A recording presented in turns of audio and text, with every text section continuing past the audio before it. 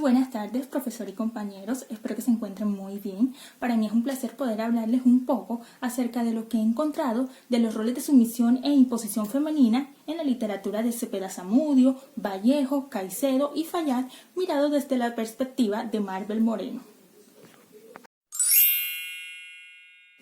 En Álvaro Cepeda Zamudio podemos encontrar sus tres grandes obras estudiadas, Todos estábamos a la espera, La casa grande y Los cuentos de Juana. En ellos vemos roles tanto de imposición como sumisión femenina, pero estos últimos son los que más se presentan en sus relatos. Podemos ver un poco en La casa grande cómo el rol de la mujer está más suscitado a la cultura hogareña, al cuidado, y solo vemos uno de imposición como tal, que es el de la hermana, quien junto con su padre pues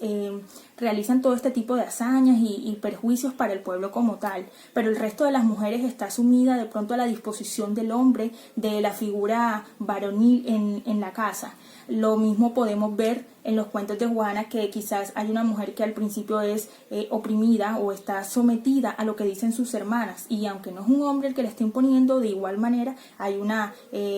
sumisión por parte de ella. De pronto un poco distinto a lo que es Todos estábamos a la espera, que entonces encontramos ya un poco más de mujeres atrevidas, que dan su punto de vista, que se dan a respetar, que pueden decir, expresar lo que sienten. Y nos basamos un poco en nuestra autora Marvel Moreno, que nos dice que estos procesos de vaivenes identitarios en el alma humana se advierte la unicidad de la mujer, es decir, que se deja entrever la superficie de su comportamiento y su expresión. De esta manera podemos ver que en la literatura de Cepeda Zamudio existen distintos roles, de pronto, como lo dije al principio, un poco más encaminados a la sumisión por parte de la mujer, pero de todas formas, dependiendo de la situación que se presente,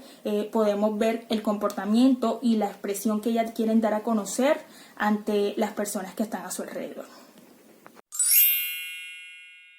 Continuando con Fernando Vallejo, encontramos un escritor controversial quien da su punto de vista a partir de sus propias experiencias y que de pronto no tiene reparación en decir las cosas, sino que lo puede hacer con unas palabras fuertes que para muchos lectores quizás no es bien recibido, pero que finalmente es su forma de escribir y es respetable. En él están sus obras La puta de Babilonia, La Virgen de los Sicarios y El desembarrancadero. En ellas como tal no hay personajes femeninos principales de los cuales podamos hablar o decir grandes cosas, porque más que todo sus relatos son experiencias vividas y quizás el roce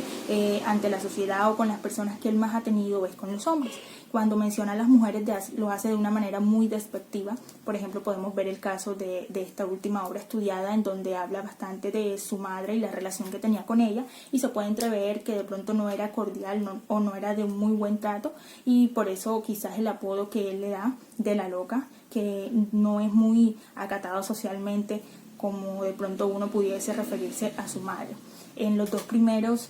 cuentos u obras de él, que son La puta de Babilonia y La Virgen de los Sicarios, a pesar de que el título nos está identificando con una figura femenina,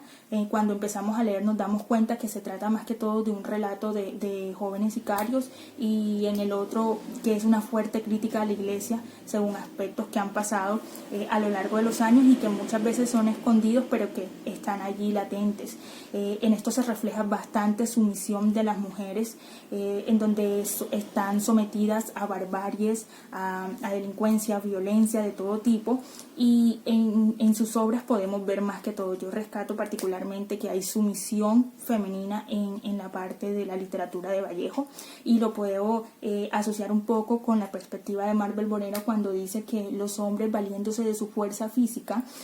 se han vengado de la fecundidad femenina en todos los estadios a lo que llaman cultura, y que en fin de cuentas esto se reduce a un disfraz de la cultura. Es decir, a pesar de que se asume que el hombre pues es la cabeza del hogar y que es la figura fuerte, no debe valerse de ese poder como para someter a las mujeres. Entonces, entre Moreno y Vallejo hay una controversia bastante grande, porque la escritora como tal opina que la vida emana de la mujer y que ella es fundamental en el mundo, mientras que Vallejo de pronto critica fuertemente a aquellas que solo están dando a luz y que lo hacen como animales. Entonces podemos ver esa diferencia de pensamientos en estos grandes autores. Al leer a Andrés Caicedo se observa en gran medida la aparición de personajes femeninos, a diferencia de los dos autores mencionados anteriormente, sobre todo en la de Vallejo. Este escritor nos presenta historias vividas a partir de su propia experiencia y, como nos los dice un gran autor y escritor, Harold Kramer, que el estímulo de Caicedo al crear todos sus relatos fueron las vivencias de su infancia y adolescencia, y que a partir de ellos pretendía que muchas personas, sobre todo los jóvenes, pudiesen estudiar la realidad social vivida y que pudiesen reflexionar a partir de la cultura como individuos capaces de entender si lo que se leía en sus escritos, pues a pesar de que son reales, les convenía y podían adaptarlo para ellos o desecharlo. De esta manera, en Destinitos Fatales y Que viva la música, que son las dos grandes obras que se leyeron de él, podemos observar cómo hay diferentes tipos de mujeres, pero en este autor podemos resaltar que el rol femenino es más que todo de imposición. Por ejemplo, hay muchachas que son las que toman la vocería, o de pronto las que dan el primer paso al conocer un chico, ¿verdad? En Destinitos Fatales. Y en Que viva la música, la protagonista es una mujer, quien es la que relata toda una historia que ella vive a partir de dejar la comodidad en su casa para ir a conocer quizás otras cosas que le estaban llamando la atención en este momento. Para muchos autores de la época no era preciso de pronto darle esta prioridad a una mujer. Más que todo estaban basados a la autoridad y al poderío de un hombre. Pero ya acá con Andrés Caicedo podemos ver, podemos jugar, podemos recrear, incluso identificarse muchas mujeres ante este tipo de situaciones que ante el canon normal no estaba permitido. Entonces, pues sí vemos imposición en este caso, como lo dice Marvel Bonero. De pronto la mujer muchas veces vive un sacrificio y es dejar los deseos propios por complacer los del otro. Y en este autor pues vemos que no hay sacrificio, no hay mucho por parte de las mujeres, sino que más que todo buscan expresar y hacer lo que ellas sienten.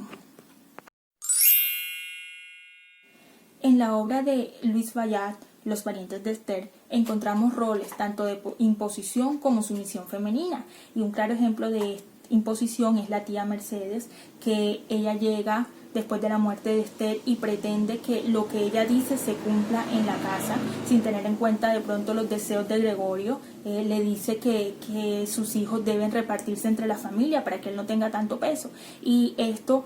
es bastante inusual, sobre todo para el hombre que considera poder tener el control de esta situación. Y la tía Mercedes pues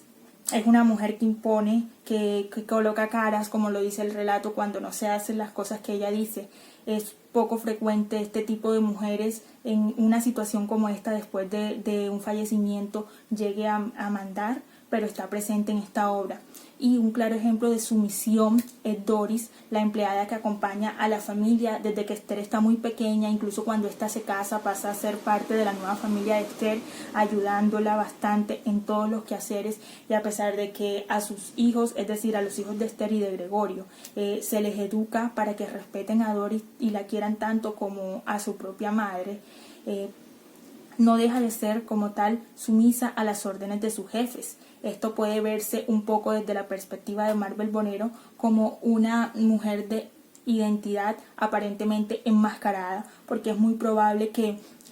Doris quisiese salir en algún momento de allí, pero por miedo o por temor al qué va a pasar con su vida si se va de lo que siempre ha visto, o por agradecimiento tal vez porque la acogieron desde pequeña cuando estaba en la calle, ella decide seguir quedándose allí. Después de que muere Esther, pues ella sigue cuidando de los niños sin buscar quizás un futuro mejor para ella. Entonces vemos aquí la alternancia entre estos dos papeles: la tía Mercedes, que no tiene ninguna máscara, que se muestra tal y como es, y de pronto Doris, que tiene una actitud enmascarada porque es probable que quisiese algo diferente a partir de lo sucedido.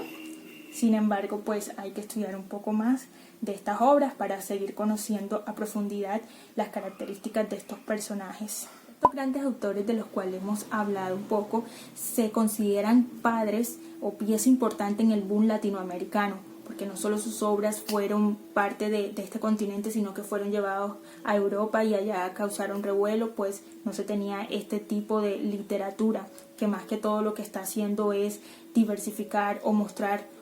algo acerca de nuestra cultura latinoamericana, y que es muy probable que cuando las leemos nos damos cuenta que son vivencias propias o de personas cercanas a nosotros, o que incluso podemos haber visto de lejos, pero que igual sabemos que existen. Muchísimas gracias por su atención y espero que se encuentren muy bien.